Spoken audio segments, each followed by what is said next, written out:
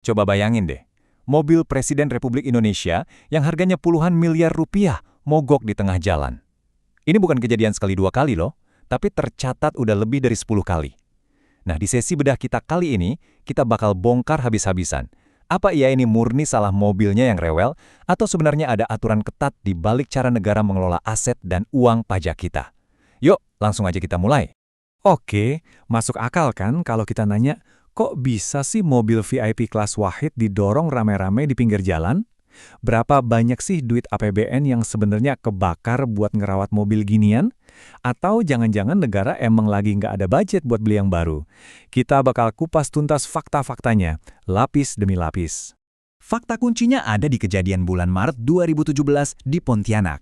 Waktu itu Presiden lagi kunker pakai Mercedes-Benz S600 Guard. Tiba-tiba di tengah jalan akselerasi mobilnya ngedrop parah gara-gara sensor gasnya rusak. Sampai-sampai beliau harus dievakuasi pindah ke mobil cadangan, Toyota Alphard. Nah, dari sini kelihatan jelas banget. Ini tuh sama sekali bukan salah supirnya yang nggak jago bawa mobil. Tapi ini murni soal aturan teknis masa pakai kendaraan dinas dan regulasi kapan sih negara tuh harus ganti asetnya. Biar kita makin paham gimana duit pajak kita dikelola, kita bakal bahas 5 hal penting ini. Pertama, aturan kendaraan dinas. Kedua, rahasia teknis VVIP. Ketiga, mending sewa atau beli. Keempat, sanksi penyalahgunaannya. Dan yang kelima, transisi ke kendaraan listrik. Bagian pertama, aturan kendaraan dinas, labirin birokrasi. Gini ya, mobil dinas pejabat itu bukan barang yang bisa asal tunjuk di showroom. Pengadaannya diatur super ketat sama lapisan birokrasi pemerintah yang lumayan panjang. Semuanya tuh udah dipetakan dengan rapi di kerangka hukum. Mulai dari Perpres nomor 8 tahun 1961 yang jadi fondasi dasarnya. Terus ada Undang-Undang nomor 12 tahun 2018 buat ngatur kucuran dana APBN kalau mau beli unit baru. Belum lagi, ada instruksi presiden yang sekarang mewajibkan transisi ke mobil listrik. Jadi intinya, setiap rak uang negara yang keluar buat beli atau ngerawat mobil dinas, itu harus ada dasar hukumnya yang mutlak, nggak bisa sembarangan. Nah, ini bagian yang paling menarik. Soal batas kapasitas mesin yang diatur di Peraturan Menteri Keuangan nomor 76 tahun 2015. APBN kita tuh ngatur jatah cc mobil dengan sangat rinci loh. Menteri itu mentok di 3.500 cc, Echelon 1A maksimal 2.500 cc, Echelon 1B 2.000 cc, Echelon 2 1.800 cc, sampai Echelon 3 yang cuma boleh maksimal 1.500 cc. Jadi bayangin aja, kalau lo ngelihat ada pejabat Echelon 3 warawiri pakai mobil dinas bermesin raksasa, wah, itu udah indikasi kuat melanggar aturan alokasi APBN, kecuali emang ada izin pengecualian khusus ya. Masuk ke bagian kedua, rahasia teknis VVIP, kedaluarsa 10 tahun. Sekarang kita geser fokus ke mobilnya presiden dan wakil presiden. Terus kenapa mobil super canggih kelas dunia kayak Mercedes-Benz S600 Guard bisa sampai mogok? Jawabannya, karena mereka punya masa pakai optimal yang dipatok secara legal dan teknis, yaitu tepat 10 tahun. Mobil VVIP itu ibarat benteng berjalan, teman-teman. Dan ada 5 alasan teknis utama kenapa performanya rentan banget setelah 1 dekade. Pertama, elektronik mobilnya mulai aus. Kedua, sensor gasnya rawan gagal. Ketiga, nah ini yang paling ngeri, transmisi otomatis 7 G-Tronic-nya harus kerja ekstra keras menanggung bodi baja anti peluru dan anti ledakan yang beratnya lebih dari 4 ton. Bayangin beban kerjanya, lama-lama komponennya pasti menyerah. Keempat, rawan overheat apalagi pas kunker ke daerah bersuhu tinggi. Dan yang kelima, yang paling menyangkut nyawa kepala negara, fitur keselamatannya itu bisa kedaluarsa. Sebenarnya, konsep esensial di sini ada di komponen habis pakai alias consumables. Kita kan sering mikir, kalau udah anti peluru ya selamanya bakal kebal. Padahal nggak gitu. Konsepnya tuh mirip banget sama helm Pro E konstruksi yang wajib diganti kalau udah lewat masa pakainya demi menahan benturan. Nah, kaca polikarbonat anti peluru dan ban run flat di mobil VIP juga punya tanggal kedaluarsa ketat. Lewat dari 10 tahun, susunan kimia materialnya berubah, dan efektivitas proteksinya terhadap peluru atau ledakan bakal turun drastis. Kayak yang dibilang langsung sama Kepala Sekretariat Presiden nih, elektroniknya itu ada umurnya. Jadi ada umur 10 tahun ya sudah. Kalau udah 10 tahun, mungkin juga kalau diperbaiki sulit. Kutipan ini ngunci diskusi kita pakai fakta yang nggak bisa dibantah. Suku cadang dengan spek militer begini, kalau umurnya udah lebih dari 10 tahun, perbaikannya bakal susah dan mahal minta ampun. Keamanannya juga udah nggak bisa dipertanggungjawabkan lagi. Makanya negara itu wajib ngalokasiin APBN buat beli unit baru daripada maksain nambal sulam mobil lama tanpa akhir. Lanjut ke bagian ketiga, sewa versus beli. Menyelamatkan APBN. Kalau beli mobil baru tuh mahal banget. Kenapa kementerian dan lembaga negara nggak nyewa aja? Yuk kita bedah bareng data dari Direktorat Jenderal Kekayaan Negara. Kalau kita lihat dari tabel ini, pantesan aja skema sewa sekarang jadi primadona buat kementerian, buat kendaraan operasional non-VVIP. Dengan nyewa, negara nggak perlu keluarin biaya awal sampai miliaran rupiah buat beli unit. Terus, urusan pemeliharaan, ganti oli, sampai pajak STNK, semuanya murni ditanggung pihak penyedia ketiga, bukan kas instansi.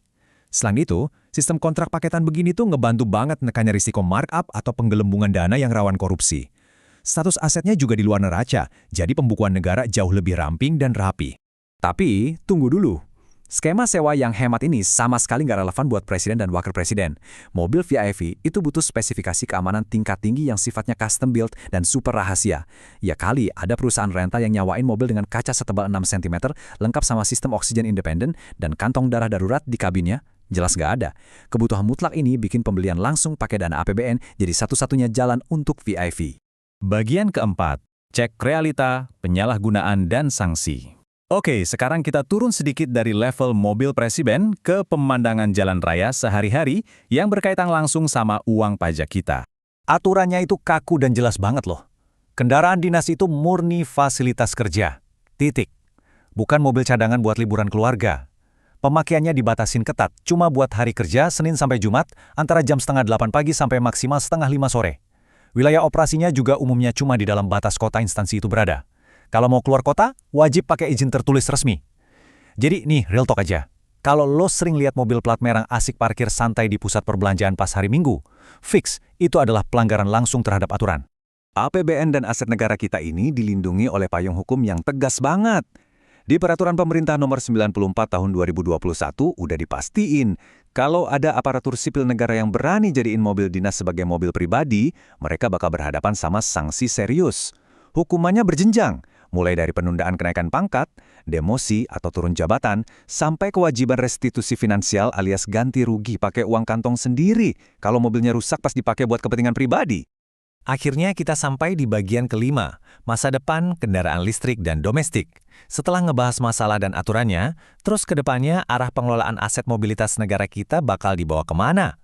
Jawabannya ada pada transisi optimis menuju energi bersih. Gebrakan besarnya dimulai dari Instruksi Presiden Nomor 7 Tahun 2022. Angka 7 ini jadi landasan hukum wajib yang mempercepat masa depan, menginstruksikan seluruh instansi pemerintah pusat dan daerah buat beralih menggunakan kendaraan bermotor listrik berbasis baterai. Ini beneran langkah monumental buat negara kita. Pasti pada mikir dong, kebijakan ini ngaruhnya ke APBN gimana? Memang sih, transisi ini butuh belanja modal atau capex awal yang lebih tinggi, karena harga mobil listrik kan masih premium. Tapi coba lihat perhitungannya sebagai investasi masa depan. Belanja operasional jangka panjangnya bakal jatuh jauh lebih murah. Ongkos listrik dan perawatannya sangat minim kalau dibandingin mesin bensin konvensional. Apalagi, kebijakan ini ngasih insentif besar buat produsen otomotif global, kayak Hyundai, Wuling, sampai BYD, buat berinvestasi dan merakit mobil listrik mereka secara lokal di Indonesia. Kalau kita lihat secara historis, geopolitik kendaraan negara kita tuh terus berevolusi. Era Bung Karno ditandai dengan Buick 8. Masuk ke era Pak Harto, Pak SBY, sampai Pak Jokowi, trennya bergeser ke adopsi mobil mewah standar global dari Jerman, yaitu Mercedes-Benz. Tapi, masuk era Presiden Prabowo, kita ngelihat sebuah lompatan kebanggaan baru nih. Beliau menggunakan SUV MV3 Maung Garuda berwarna putih yang dikembangkan langsung oleh BUMN pertahanan kita, PT Pindad. Ini jadi simbol kuat pergeseran dari yang tadinya cuma beli teknologi luar menuju kedaulatan teknologi domestik.